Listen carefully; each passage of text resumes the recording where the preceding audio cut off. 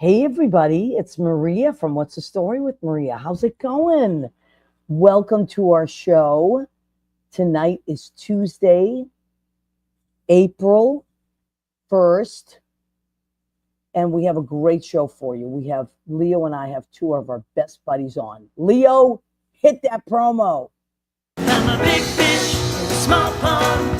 Got my days free and my nights long. I create my own reality. Who I am is fine with me. As famous as I wanna be. Who I am is fine with me. It's who I am. It's who I am. Who I am. Welcome back. We are going live from New York City, as well as one of our guests is zooming in from New Jersey. We have California's in the house. It's really going to be a great show. So Leo and I, at the end of our shows, normally after our show is over, we chat for a few minutes and whatever, catch up a little bit, and then so last week Leo said to me, "Hey, do you have anybody for next week?" I said, "Not yet. I usually sometimes I plan ahead of time for a couple of weeks, and sometimes I have a pocket open." He said, "I want to bring a friend of mine on. We've been friends for a long, long time, and we ran a camp together, and we're like brothers. Would it be okay?" I was like, "Would it be okay? It would be amazing." Yes, absolutely. And then as the week was going on, he also said we should bring on uh, a, one of our other friends that kind of does the same thing. And anyway, one thing led to another. So, Leo, why don't you join me when let's talk about our discussion and how we invited our two wonderful friends. About our brothers from Nutter Mutters. That's what you said. You said that's what the show's going to be called. So you and I have a lot in common in that of course, we love the arts. We both work with kids. We love our coworkers. We love what we do. But also, I would say this: we both really respect people that we have performed with, that we have grown with, that we have become family with, theater family with, and we have that in common, that love for those connections. Um, so I just a lot. If you don't do this, or if you haven't, you don't always get it. Like how these show families become your lifetime families. So that's kind of why you asked your friend Doug to come on, and then you said, let's get Chris DePierro to come on. Mm-hmm. That's perfect. And Chris, of course, said yes, as unless he's doing something, he always says yes, which I love. So tell us about your friend Doug before you zoom him in. Our good brothers. Our good brothers. It takes it because Chris does it for you, and Doug has done it for me. You grow together. Similarly doing some of the same things, growing, and then you work together, and you get to know each other, and it's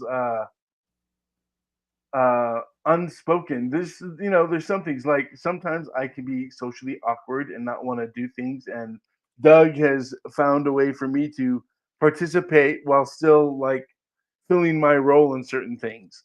And not a lot of friends know that about people or can do that or want to do that. And you know, um, besides all the he is on a tour right now, kind of a spring break tour, and Mm, a lot of the people that he mentioned that he was visiting, besides me, are people. Uh, they were kids when we met them, but people now that have grown up, have become mm-hmm. Yep. respectable adults that lead in different ways, and as well as friends from the past that you have continual bonds with.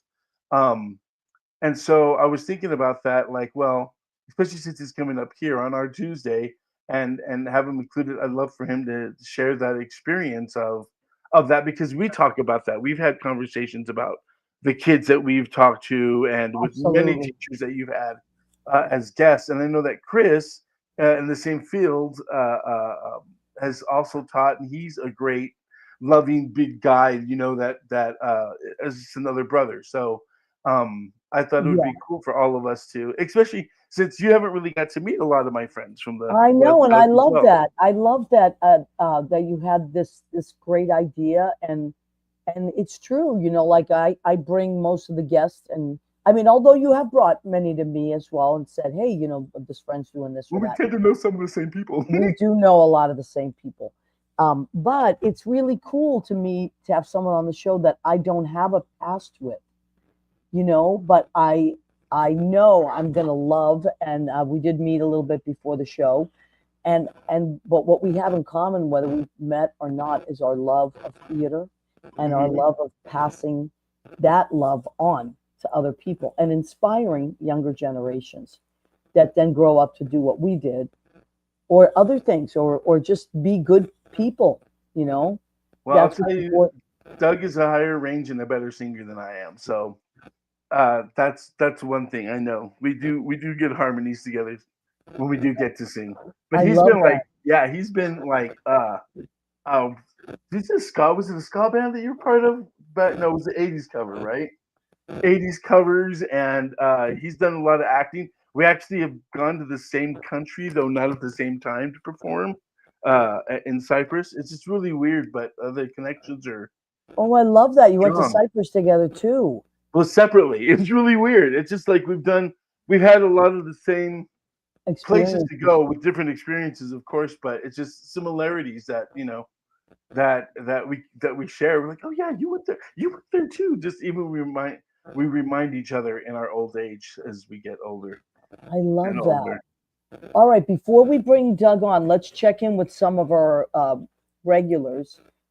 Happy Tuesday, Maria Leo, and what's the story with Maria Crew? The alarm Says clock. Danielle, our Something. Wait, always our first one.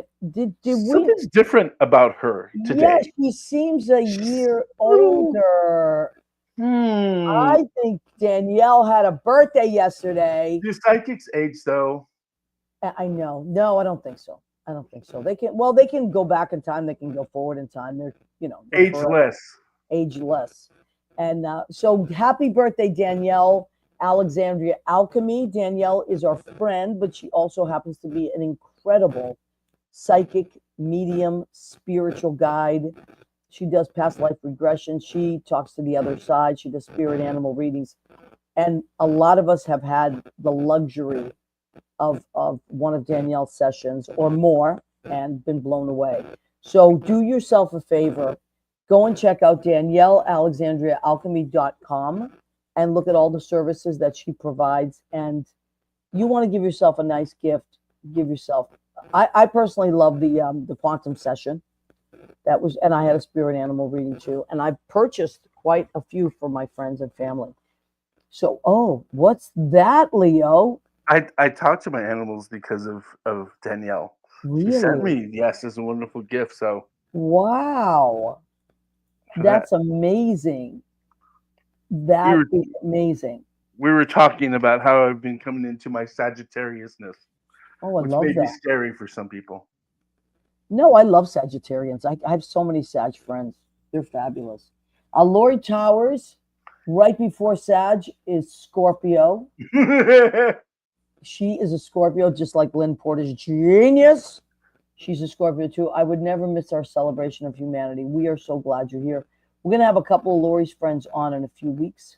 We're just trying to line up the dates. I'm very Oh, excited about that. John Pietero, Lori's I husband, can't has believe I joined us. What don't is? have it on. Oh, wait. I know. I have mine too. Hold on a second. I have mine too right here. I'm not wearing anything low cut today, so I didn't put it on. Okay. So here's my beautiful chain, and I have the arrowhead. I The love it. arrow. I believe that's the Yeah. Pocahontas that's been named.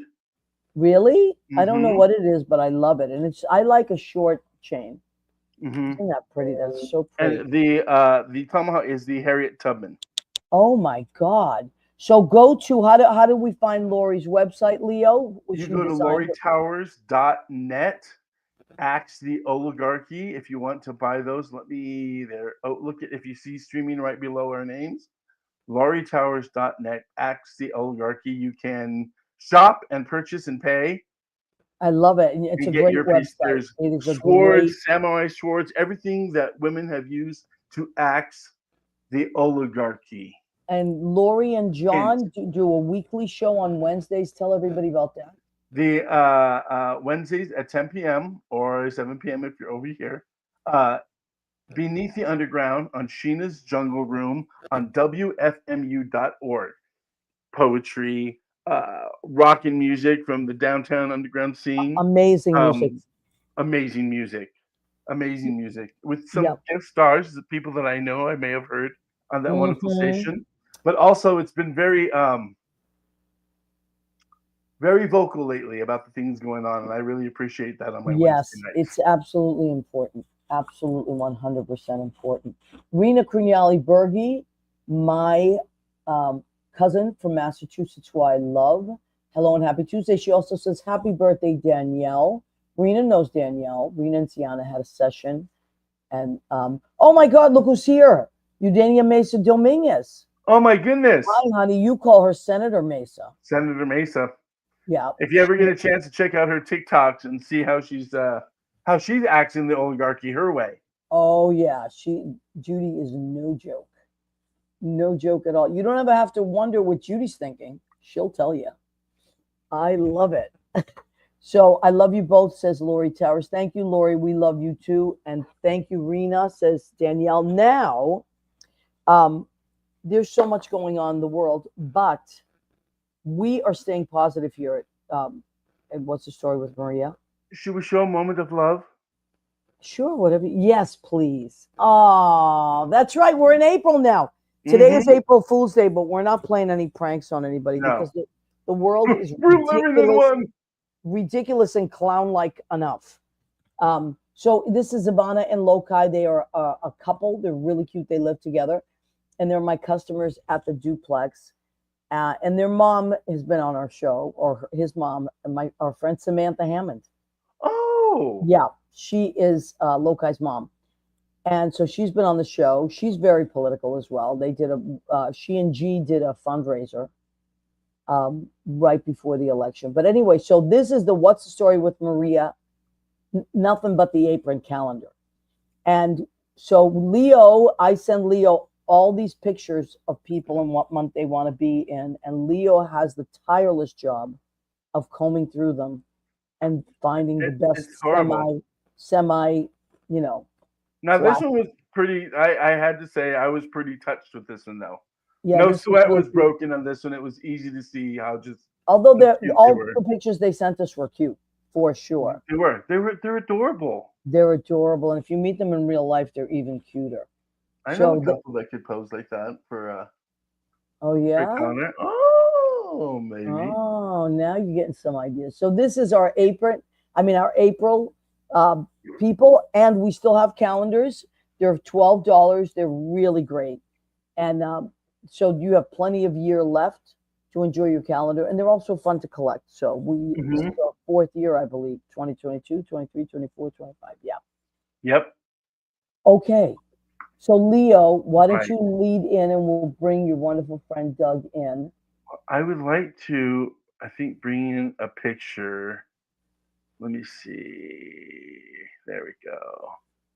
Before I bring our buddy in. What's this that? Is our. Do you remember when on the Apollo when they go and they rub the stump? Yes. For good luck. So they had a wonderful idea of taking this wonderful symbol, and I know Doug's got a wonderful story, so I'm going to bring him in with it.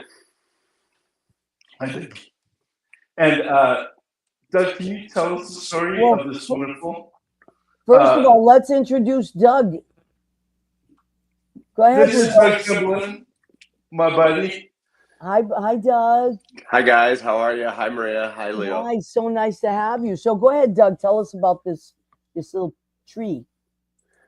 Yeah. So from 2003 until COVID kind of put an end to things, I ran a summer performing and visual arts program that kind of grew and turned into winter camps and weekend retreats. And we had, I think, many thousands of kids who went through our program. and a lot of kids would perform on our campfire stage every single night. And one of our staff members one year made what we call the spirit stump.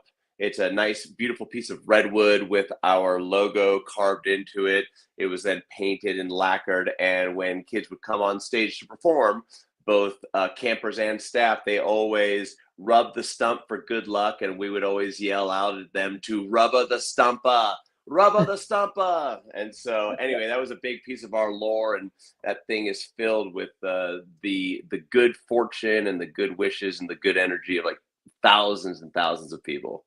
I love that. That's Yeah. fantastic. And the redwoods are, I mean, that's what California is famous for, right? For redwood Yeah. trees. Yeah, How beautiful. the region where we live up in Northern California, our camps took place in some really beautiful redwood forests. Oh, I love that. And how did you and Leo meet? Yeah, Leo and I go back to the early 90s in college, and we started by doing some musical theater together, and then we did everything from Shakespeare to contemporary American theater to improvisation. And having gone through college together as actors, when I started the performing arts camp, Leo helped me build it and helped me run it for almost 20 years. Wow. Yeah. So Wasn't you one of you were our first puppies. shows the incestuous one night where we're all like actors and lighting designers and we're all running around and costumers?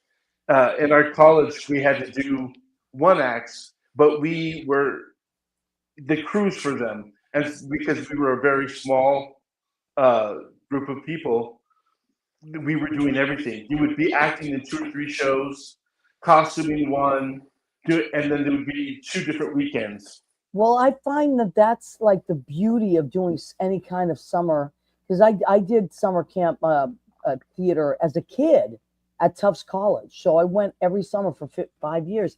And that's exactly how it was. Like if you were in one show and you had a lead, in the other show, you were designing costumes or sets or painting sets. And it kind of went around like that. And I love that because everybody got to learn different skills and got to understand what everybody's job was. And everyone, how important every single person in a production is. Yeah, in our program too, it was mandatory that performers also put in you had to log a certain amount of hours in the costume shop and helping to build sets. Everyone had to strike the show at the end and tear everything apart. And love that. I don't know. I agree with you, Maria. Theater tends to be a unifying art form that brings everybody together, from designers to production staff to performers. It's I don't know. I still love it. Yeah, me too. And the thing is, it's not just that you're doing a job. It's something you all care about. Whatever side of it you're on, you're all invested in it emotionally. And it's not just about your career. It's this, like, you can't describe it unless you've done it. It's this like electricity between people. And some of them you'll never see again, but you'll never forget them. That's the beauty of theater. You may never see these people again, but they will always be with you. It's phenomenal. It's just magical theater. So, Doug, did you do camps as a kid? Were you one of those kids that went to camps? Like, what gave you the idea to put together a camp? That's a great question. So to answer your first question, the first time I went to camp was in 6th grade. The school that I attended in Northern California, 5th graders at certain schools, 6th graders at other schools went away for a 5-day, 4-night outdoor science camp. And I went to that and had a really good time. We got to be introduced to banana slugs and go down to the beach and hike through redwood forests and sing songs and play games. And it was just a lot of fun. Then in high school, I went back to a science camp, at this time as a counselor.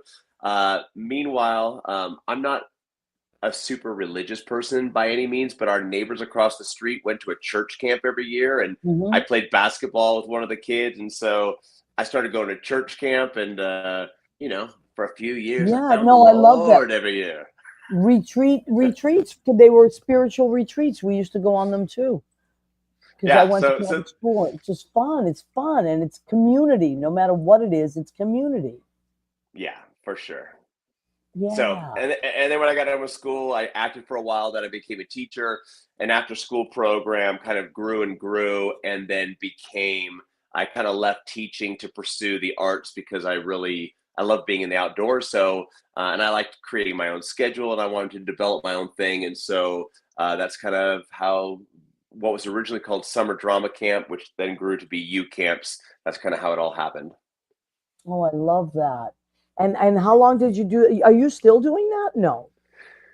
No, I, we did camps from 2003 until 2020. And then right. because we're a residential camp, we had 10 kids in a cabin. And during a global pandemic, Yeah. you can't do that. And so we lost 2 years. And in the camp world where kids are really going from sixth grade to 11th grade, you've got like this 5 or 6 year window. To lose Yeah. 2 years, it was like we had to rebuild and Hmm. start over. Yeah. And between you and I and Leo and your audience, I was a little bit burnt out on camp. I had done camp for almost 20 years. I was in my 20s when I started the company. I was in my late 40s Hmm. toward the time that it was when COVID happened. And so I kind of allowed COVID to be my reason to take a step back and make a career change. Absolutely. I get that. Sometimes like the universe shifts things for you, No you doubt. know? It just And says, some and okay, sometimes we're on to something else. yeah, it's humbling, and it's a reminder that, when we let go of control and just trust that things are happening the way that they're meant to happen, that's when doors open. And then there's those times where we've been saying for a long time we're going to make certain changes and we just don't, and so those decisions are made for us. Hmm. You know. Absolutely. So now you're doing a show?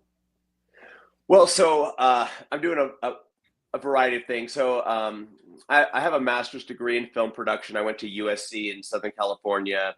I have a few different projects in different stages of development. And in the meantime, I teach film and acting classes at two different colleges up in the Bay Area. So that's my bread and butter is teaching these acting and film classes. And then my passion projects are these three films that I'm trying to get off the ground. That's amazing. Amazing. And the thing is that our other guest tonight is very similar. It's a very similar kind of path. We'll bring him on soon, but I love this because right now I'm actually listening. I love audiobooks. I listen to a lot of audiobooks because I drive a lot and I don't always have time to read. But I'm listening to Charles Bush's audiobook. And he started off kind of as an actor, and then as a whatever he evolved into so many different things. But towards what gave him his Broadway break was writing. His Broadway break was The Alchemist's Wife. After years and years and years of being on the Lower East Side, and creating shows, and a cast of characters, and he'd play a bunch of people, and sometimes they were doing two shows at once. The cast would go from one theater, finish, and then get in a cab and go to the next theater. Like the insanity of actors, right? That's awesome. Yeah. Yes. But it's been such a lesson, it's almost at the end of the book. And just like, and to feel him grow, I should say, to feel him grow as an artist and as a creative, and that's kind of what I'm hearing with your path. Like you start off doing one thing and then it kind of turns into something else, and then you're doing something else, but you have all that knowledge and it all comes together. So the Yeah. films that you're working on, what kind of films do you tend to do? Do you write them as well, or you tell me about the films? Yeah. So the film that's furthest along right now is a film called Manzanita. If you can, do you remember the movie The Goonies from the 1980s? Sure. Group of kids, treasure chest, urban legend, caves, pirate ships, murders, like Yeah, childhood yeah. coming of age adventure. Imagine the Goonies set at a summer camp. They say that you should write what you know, and of course, I know the Absolutely. world. So that film is basically set at an old gold miners camp that thrived in the 1800s during the gold rush. And then when the waters were mined out, the camp sat empty for almost 100 years. And then a group of investors came and they've refurbished it into a child's, like a youth camp, similar to what Leo and I have run together. Well, there's this urban legend that Charleston Vandenford, the old money tycoon who ran the gold mining camp, that his private stash was somewhere in the mountains outside of the camp. And so a group of campers and counselors go on this adventure, and they discover little clues. And then of course there's the bad guys who are trying, like land developers who are trying to get the land out from under the owners, and in the end they save the day. It's very much kind of like the Goonies set at a summer camp. That's one of that I'm excited about. Yeah, that sounds wonderful. So I'm excited about that. And then another one is called The Wolves of the Whaleback. It's based on an actual wolf population. The wolves were almost hunted to extinction, and then in the 1990s, they released a small pack of wolves in Yellowstone National Park. And over the last 30 to 40 years, they have multiplied and moved up into Washington, Oregon, and now into Northern California. And so this is based on a true story about this wolf pack and the battle between the local ranchers up in the northern counties of California who are trying to raise cattle. And one of the big ranchers there loses a couple of calves to a wolf attack. And so it becomes this kind of standoff between environmentalists and the protection agencies and the ranchers. And there's a love story mixed in there, like forbidden love, where the son of the rancher falls in love with the female environmentalist. And I love that. That's the second I'm one. already hooked. Both and I'll tell you the last one. I'll just finish with this. My wife and I hiked the Pacific Crest Trail, which is a 2,650 mile continuous foot trail that goes from the Mexico-California border all the way to the Canada-Washington border. So you hike every inch of California, Oregon, and Washington. And anyway, how long did that take?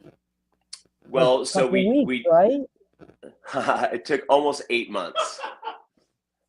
Yeah, yeah. So we averaged about 15 miles a day. So you figure it took about 180 something days to hike 2,650 miles. And yeah, we lived on the trail off in a backpack, purifying our own water, hitchhiking into towns to get resupplied, hitchhiking back, hiking, living in a tent for like 6 months.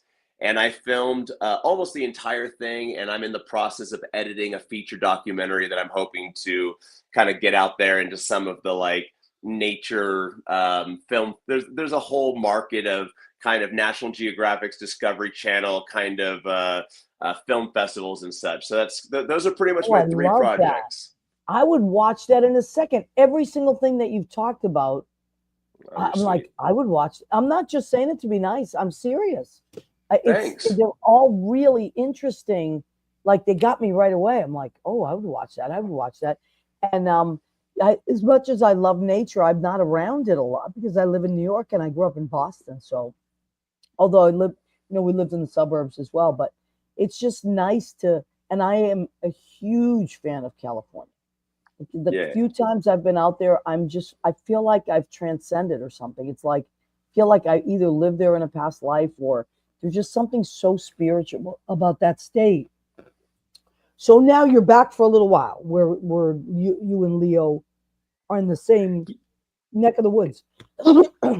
Yes, same state. Yeah. So I the colleges I teach at, I have a 2-week spring break, and because I went to school down here and we ran camps down here, I have a good amount of friends, but I live 6 hours north of here. So I just took 2 weeks and I've caught up with a bunch of friends, and Leo's actually my last stop. He lives in this beautiful mountainous part of Southern California. So I was just in the urban jungle of LA this morning, and now I'm up in this pristine cedar pine forest at 6,000 feet with a little tiny bit of snow falling. So it's awesome. We're just going to spend the night tonight. I was so excited to do your podcast tonight. And then I head home tomorrow. And how, so you've already told me, but as two brothers, let's put it this way, as two brothers in theater and this connection, how would you say that connection that you had, I'm going to say goes back 25, 30 years, right? Uh, Over 30, yeah, 33 years now. 33 How would you say years. that wow, that's incredible. That shaped the the rest of your life up to this date. How was something like that? Well, What is the knowing most Leo, important element? I think just knowing Leo, I'm far stupider than I would have been had I lived a life where I didn't know Leo. But that's the hand that was dealt to me, and I deal with it. And no, I think Leo and I are just cut from the same cloth. We both love theater. We love the outdoors. We love sharing the arts with kids. We like infusing kids with creativity and self-confidence and a sense of acceptance and community. And I think both of us have lived our life through the lens of just sharing the arts and sharing it with our colleagues and our friends, but then also sharing it with kids. So that's certainly So the tie beautiful. that binds. And you know what? I always love this statistic. They say that one positive life affects 7 others. So the ripple effect of of being a positive, a teacher, a leader, it is 7. So you touch 7 lives, and if they are touched and they are also equally open, they touch 7 lives. And it's like that is the beauty, the nature. Like you both are in California. When I think of California, I think of just how gorgeous it is and peaceful it is. And so think about how many lives you've touched and how many lives they've touched because of you. That's really cool. I You agree. know? Well, I got married in 2019, and we had campers who came to our camp in 2004 who were 14 years old. And then they were, 2004, 14, you add 15 years, they're like 29, 30 Mm, years old. yeah. And we have campers who we had probably 30 or 40 former campers at my wedding in 2019. And now I've been married 5 years. Um, and I just hung out with some former campers who were 14 and 15 when I met them, and they're 37 and 38. One's a tenured track speech and debate teacher. One's a lawyer. The other one's on Wow. the TV show Survivor right now on CBS. Like it just So cool. these kids grew up to be these just amazingly eclectic and awesome human beings. Isn't that Like beautiful? I yeah. know that the kids that I worked with, I'm a lot of them I'm Facebook friends with now. They're all over the country, but they have kids that are the age that they were when I met them. That's it. The It's really, experience. it's wonderful. It's really When wonderful. those kids are so great. When I had moved to New York already, camp was still going on, and it was 2014 uh, that I decided that it was time to stop flying back and forth. But what made it bittersweet, because it was sweet, uh, bitter for me to leave those kids every year. That was hard. But the fact that they were taking over, and I would fly into camp and say, "Hey, I got to go do this," and they'd be like, "Paps, we did it already. Just chill out, Paps. We got it done." I'm like, "Okay, well, you did that. Let me go." No, Paps, you just flew in. Chill out. And they were running the camp, and they had been working with Doug, learning the ways, and taking over. And these are the men that he just visited that are just grown up to become wonderful human beings. I love that. That's beautiful. Maria, can I Andy, ask you a quick question? of course, of course. I don't. Is Tufts University in New York, No, it's in Massachusetts. Massachusetts? That's where I grew up. I grew up in Massachusetts, and Tufts College is very close to Harvard College, Okay. which Somerville and Cambridge are right next to each other. Okay. And it's Okay. just a very beautiful, liberal, uh, a lot of education, a lot of culture, a lot of just beautiful people that come together. And I, I have very fond memories there. And I was one of those kids, Tufts College it's an expensive college, and their programs were expensive, but I was one of those kids. They used to audition kids. And so I auditioned. I didn't even know what auditioning was. I just went and like a cappella sang a song, and I got a 5-year scholarship. And Oh, that's that awesome. changed my whole life. Had I not gone there as a 10-year-old and stayed till I was 15, my life would have gone in a completely different direction. And so I was really, not that I would have gone down a terrible road. I would have just gone down a very different road, sure. But the road I ended up going down, and it had everything to do with that. And I have my dad to thank, because my dad is the person that got me into that. You know, he said, you got to go on audition for this. And I was like, I don't even know what that was, you know, but I just sang it. I used to sing at church every week, you know, and he's like, you should do this. Let's get you there. And then if you pass, you pass. But I loved it. It changed my life. So that's why I asked you guys, you know, like, I'm sure it did change all your lives, you know, it did. So now Leo and we have these wonderful friends in common. And you've said so much that reminds me of my great friend, Chris DePierro. And we have known each other also about 25 years now, maybe a little bit. Yeah. And, oh, no, Chris. What are you drinking? I was sitting there behaving for a half hour, and they caught me in mid-sip. I know. Well, it's so nice. Everybody knows Chris Timing DePierro. is everything. Chris DePierro was, when I started doing this show 7 years ago, I think it'll be 8 years in July. Chris was my very first guest, and he helped. Where's Leo? Leo, come on. Yeah, he helped me with everything. He helped me with setup. And actually during COVID, we used to do everything in studio.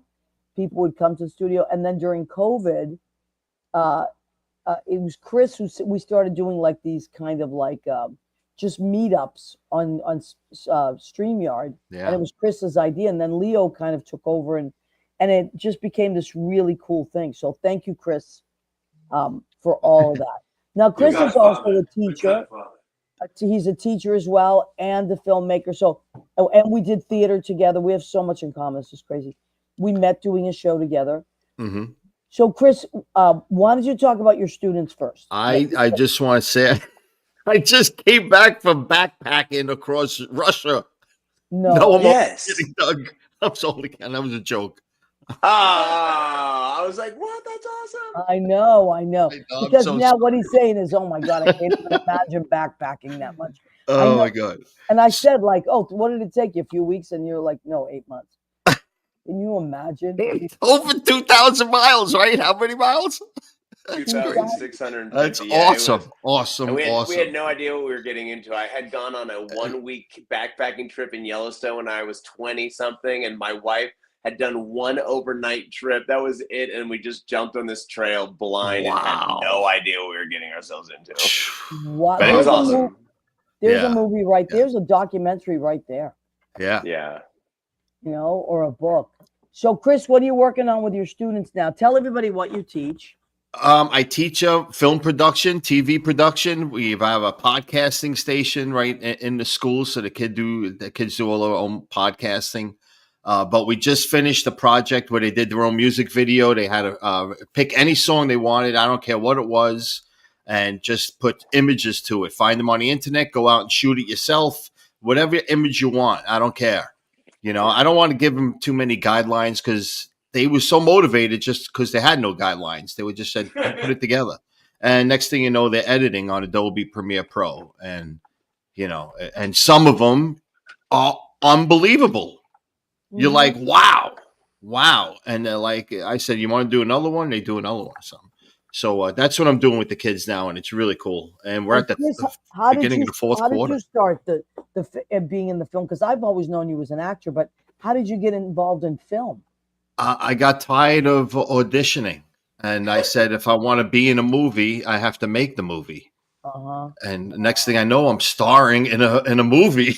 It was mine, but I was starring. Basically, that's what happened. You know, I had a love for both of them. I wanted to act, and I got into filmmaking as my life went along. And now I do, you know, as much as I can when I can. You're in Miami or Bust. Hoboken Miami or Bust. Yeah, that's a great movie. If you haven't seen it, folks. It's called Miami or Bust, a Hoboken Bet. It's on YouTube, I think now, right? It is not under that name, kind of, but I'm going to send it to Doug. I want Doug to watch it. I can't wait. I will crazy. check it out. It's like It's a cast of thousands, and Yeah. it's ridiculous in the best way. It's like What Madcap. genre? Three Go ahead. Stooges. Yeah, I it's don't like Yeah. slapsticky. Slapstick comedy. Yes. kind of, but real, like Tony and Tina's wedding. you know. Yeah, and also was a lot of it improv. No, it was scripted, but Oh, I okay. was like, just say what you want to say if you want to add something.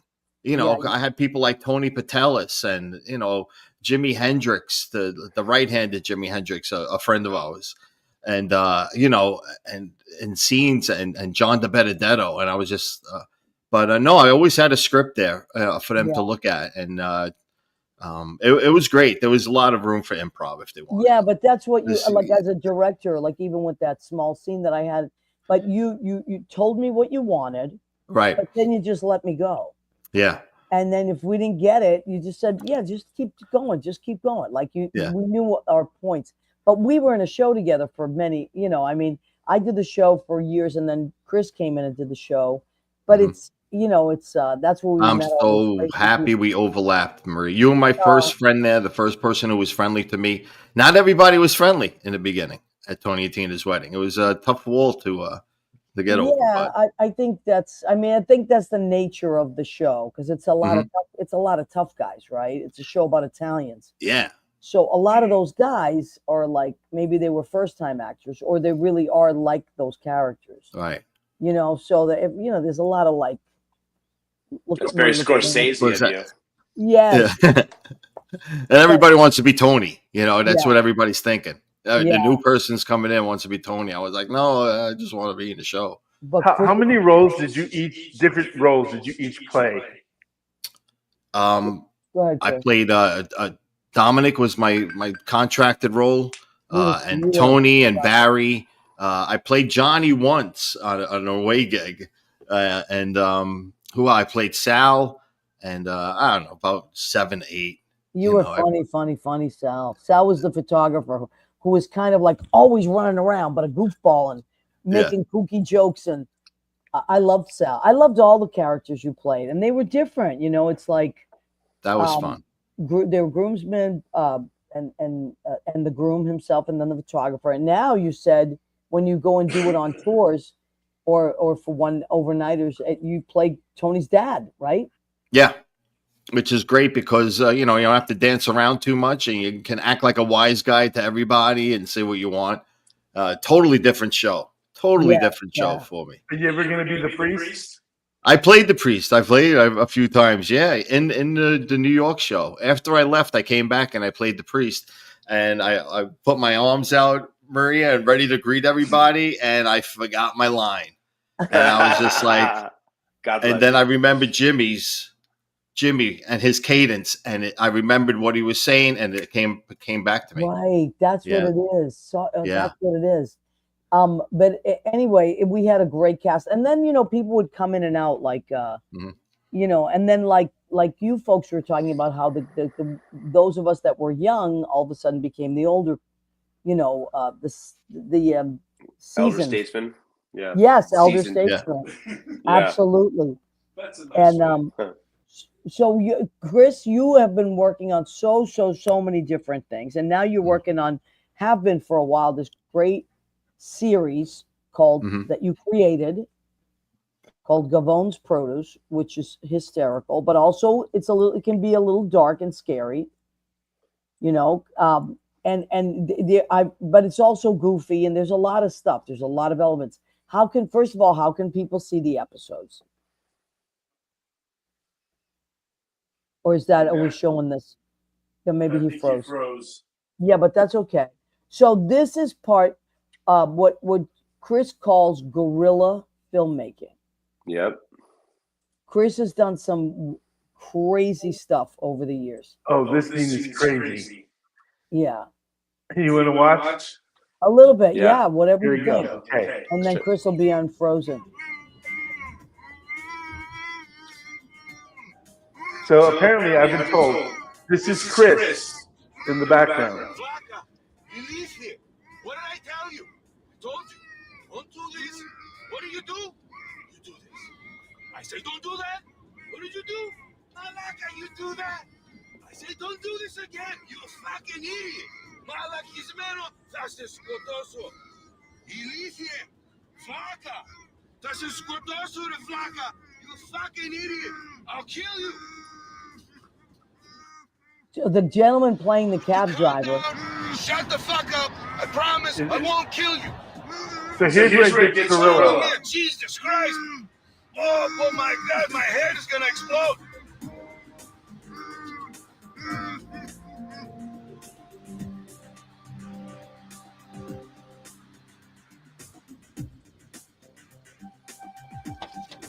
Now you're gonna get out, you're gonna get on your knees until I think of what to do with you. Shut up!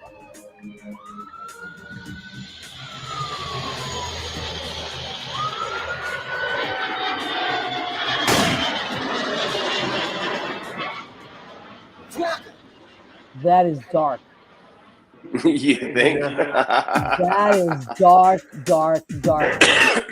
Now we had Chris on it. We were talking earlier before he got cut off, and I'm not sure. I'm sure he'll be back on in a he'll second. be back. Now the thing about if you see Gavon's produce, and I've seen most of the episodes. I think maybe the last few I haven't, but it ranges from goofy to like just a bunch of like thugs to there's romance. There's what the beauty of Chris is that he uses his friends. So he will incorporate all his wacky friends. Like, if I'm not mistaken, the gentleman that was driving the car is Silvana's boyfriend. Silvana's a good friend of ours who's like a crazy comedian. I'm so fucking That's awesome. Right? You So gave me such a great build-up. I was dying. it's true. Oh, I don't know. Did you do anything? Did you show anything? Yeah, we showed So, that. yeah, we showed the scene. It's very dark. Show the execution. Oh, yeah. So this is getting darker now, or it's just one scene. That's are you still have the lighter stuff in it?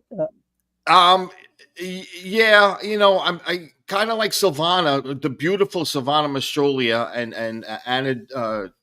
I don't know if you saw any of the other scenes. Anyway, she shot that scene. She was on the camera for it. Really? But they're doing a lot of like sitting around a table discussing things scenes. Yeah. It's interesting, but I'm like, no, I have to do something over the top on everything. Everything has to be a little bit crazy because that's why we're doing it, to do stuff, cracks me up. So I guess it's going to get a little darker, but I don't know. We'll see. I have a couple ideas for the scenes. Yeah. I love You that know? you don't always know where it's going to go. Yeah. But Silvana kills me. She's hysterical, and she talk about taking comic risks. Silvana, and that was her boyfriend, right? That was driving the car. Yes, Greg Deco, and he really is Greek. So. Yeah, I was saying, just yell at her, yell at me in Greek. Say I'm a bad word, whatever you want to say. But I love the scenes that Silvana. So there's a balance. Like if you just saw that scene, I don't want everybody to think that that's all it is, because not that that's all it is. It's wonderful and scary, and it's like the suspense is crazy, but there's a lot of funny banter. There's a lot of flirtatious stuff. There's Silvana kills me. And then there's this stuff too. So it really takes you on a ride. Yeah. So where can they find it? Where can they find Gavon's? They can find it go on YouTube and search on YouTube Gavon's Produce. Spell it for everybody. Yeah, and GAVONES Produce, PRODUCE. Has nothing to do with a produce company. They work for a produce company, but it's kind of like, Yeah. Who works in produce and has forever is Annette Zito. Yes, Annette Zito. I should definitely utilize that, but well, I mean, whatever. That's what she does. One of her really good friends. Let me just check see what everybody's doing here. Yes. Okay. So Andy Limpus has said hello. Hello, Andy. By the way, Andy, I saw a picture of you the other day on Facebook, and you got even more handsome, if that's even possible. So I just thought I would call you out for that. I don't know what the hell he's doing, but he's even more handsome. Rick Sudi Caritas has joined us. Sorry I'm late. What did I miss? What did you miss? You missed. Forget about it. I came to tell you. Everything. What did I miss? I know. Sudi is going to be on our show again in the next few weeks. We're going to get him on. He's got a bunch of new projects. So I'm trying to schedule a lot of different people right now. I have to get he will be on in the next few weeks. Bill Goffey, he likes that. Maria is the best. Me, I'm the worst. Oh, you're the absolute worst, Bill Goffey. Bill was so cute. Worst. He's the worst. No, last night he played a song for me on the piano and transposed it. He came to the rescue, thank God. Lori, not ever, honey. Bill Goffey, yes. Bill he's the best. He's wonderful. And I hear he's pretty handy with the screwdriver. Listen, let me tell you something. Bill, I had a thing, a monstrosity that had to be built, and I was kind of in a panic. And all I did was text Bill and go, Bill, I'm a little overwhelmed. You have any time this week? And he goes, I'll come over right now. He was here like in 20 minutes. And he had to go to work after that. And he built the monstrosity and then he went to work. So and that's the monster. And then he went to the monster, yeah. But okay, so now Doug, you're working on the movie. You're touring, right? Are you doing like a tour? You I'm just on a vacation tour. I love that. But creatively, when you do that, right? Because I know I have to do that sometimes. What do you like to take in? Is it just nature? Is it other movies? Do you go to shows? Do you just hang with friends? What stimulates your creativity? This trip specifically is just hanging out with friends. I was all over the place. Again, I know you guys are in New Jersey, New York. Am I right? Yeah. So, but maybe you know all of these cities. I started in Santa Barbara, which is a beautiful ocean city. I love Santa Barbara. Yeah. So started there and then went down to Orange County, then up to LA, and then into one of the valleys outside of Los Angeles, and now up to the mountains. So I've been lucky in that my friends live all over the place, but what's been filling my heart and spirit and mind is just spending time with like really, really good people who have taken really good care of me, which has been nice as well. Yeah, and like the kinds of friends that understand that when you come to visit, like they're gonna like spring for dinner, even though you're reaching for your wallet. They're like, dude, you drove all the way down to see me. Like, I got this. It's just been like that for 10 straight days, and I'm not used to, being treated like a pretty princess. It's been pretty nice. Well, you're very pretty. I will give you that. You should have seen the text when Maria saw the promo. She's like, he's gorgeous. I did say that. So I do not regret saying that. You're even more gorgeous in real life because he sends me the promos. Thanks. Yeah. So Jill Crozian has said hello, Leo, Maria, and everybody. So Jill's up in. She's in Palm Springs. Palm Springs. We have a lot of friends up there now. I'm going to take a trip there, I think, with my sister at some point. I spent a week in Palm Springs one night. You did? Yeah. A week in Palm Springs one night. One night. What did you do in that night? We were at the Hard Rock. Okay. I was with Michael Perry, and we were kind of like RVing it through like Joshua Tree State Park, man. We went through Canyon Road. Okay. Gun Canyon Road. It was just an amazing road where all the canyons just came up on a San Andreas Fault. It was crazy by the Salton Sea, which is green, like neon green color. But anyway, that's why. There's nothing like awesome. California, and I loved it. We went. Beautiful. We flew into San Francisco. Me and Judy and her best friend Marcy. One year, flew into San Francisco, rented a convertible, and drove down the Pacific Coast Highway. It took us about 3 days, and then ended up in Pasadena. And that was the most beautiful trip. I will never forget. It's still with me, and it was maybe like 8 years ago. It's just beautiful. It's like there's nothing like California. But Palm Springs is my next stop. And a friend of mine has a beautiful restaurant. If you ever go to Palm Springs, it's called Paul Bar. You've been there, right, Leo? Yep. Met Paul. Yep.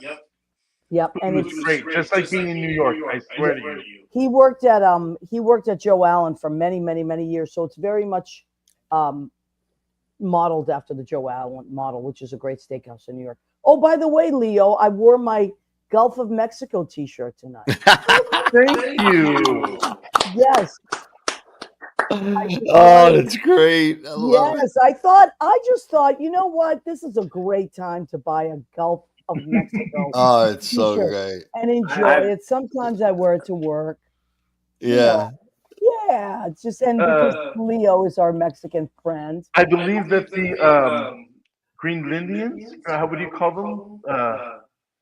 They restructured the hat. It said Yeah. "Make America Go Away."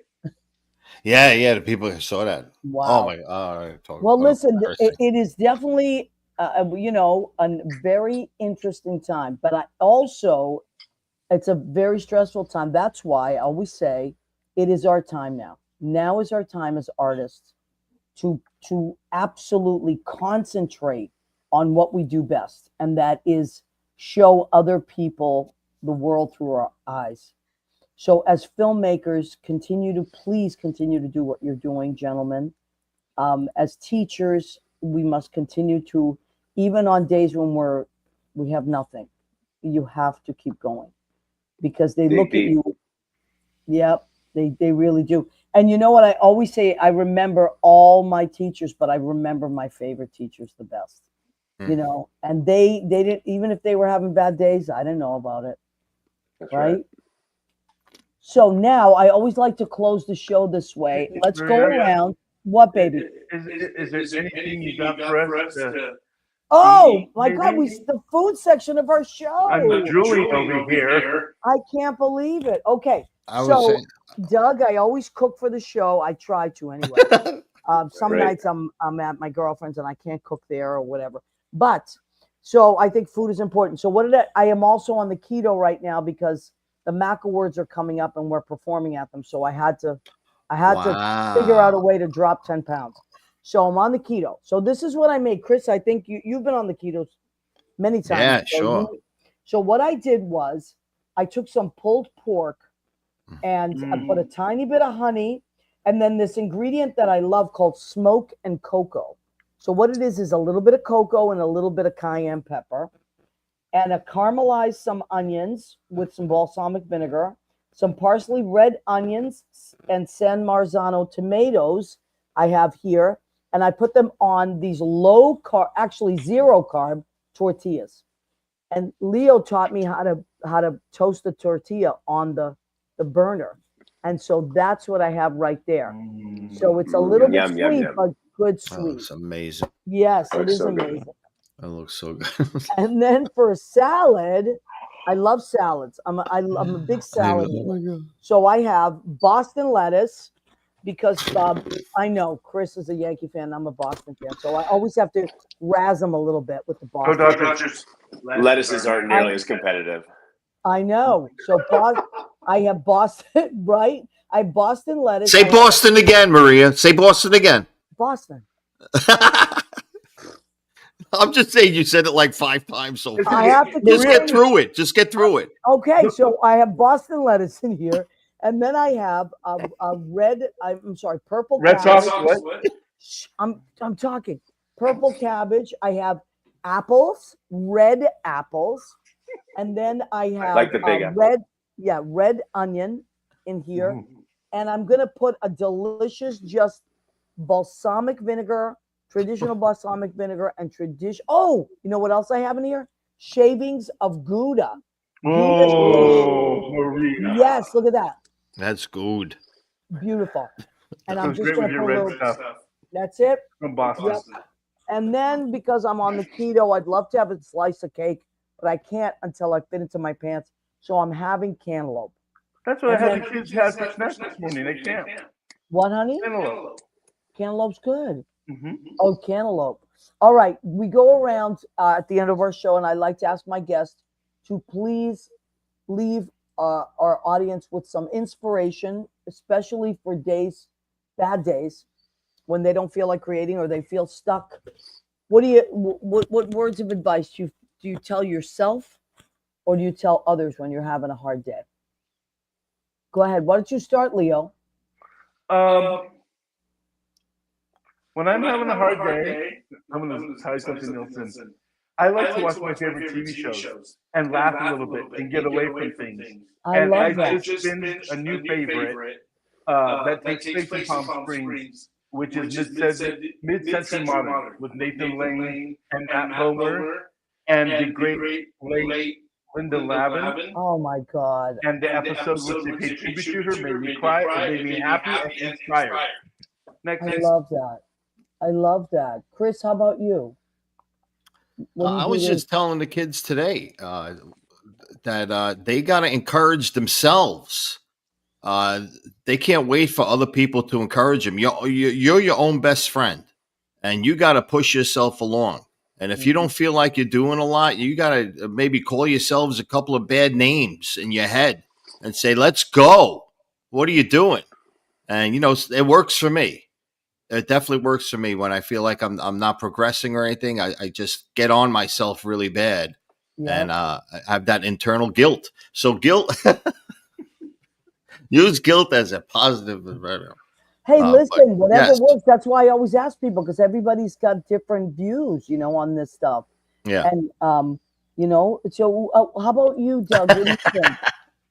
Let's see. One piece of advice and one little tool for the tool belt. So just remember to stay curious. Be curious about people. Meet a stranger. Have them tell you a story. Be curious about the texture on a wall. Be curious about the wind on your face. Just remember to be curious. That helps when you're an artist and you're not feeling productive. Just remember to be curious about something. It's pretty easy. And then the next thing is been working with a therapist for a couple of years. She gave me something that I'm really enjoying. She had me put 3 alarms in my phone, and I put the word anchor. And so I found a really pretty sound. And when it goes off, I'm supposed to stop and anchor myself. And all that is just whatever I'm doing, close my eyes and just like do a body scan from head to toe. Just take a moment to get present, take a few deep breaths and just check yourself. Like, are you holding a bunch of tension? Are you worried? Are you in your head? Or can you just take a few deep breaths? Just check in with yourself. If you do that a few times a day, it really helps you to be more present more often. Oh, I love that. No one's ever said that. You're such an original.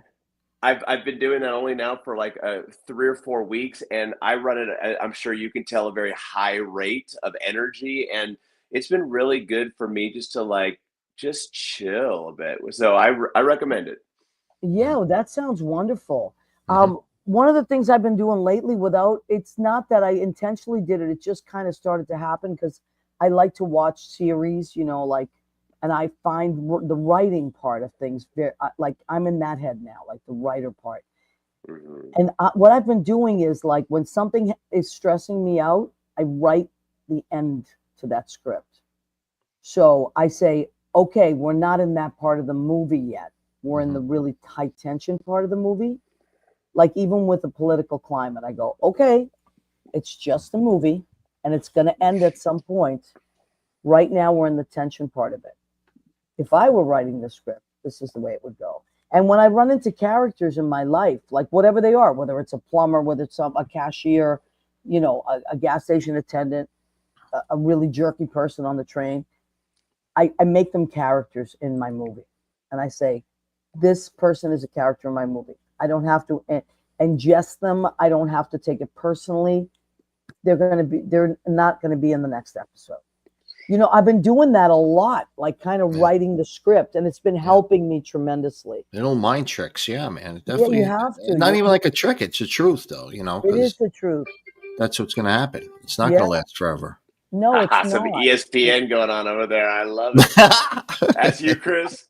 Yeah. Let's get his ESPN update. I love it. All right, so Mandar Chick Magnet has joined us. Mandar, we're so. Oh wait, the Yankees hit another home run. Holy cow! No. Hey, they've Holy been moly. Crazy amounts of home runs. Didn't they win 20-9 the other night? Yeah. Well, listen, we went on a little bit longer, but it's okay. Yes, Doug, I can't thank you enough. Wow, what a great pleasure to meet you and spend time with you. Likewise. Thank you for inviting your friend. It was like bring a friend to the show day, and Leo brought his friend Doug, and I brought my friend Chris. So thank you both gentlemen so much. Continue the great work that you're doing in the world. Leo, I'd be lost without you.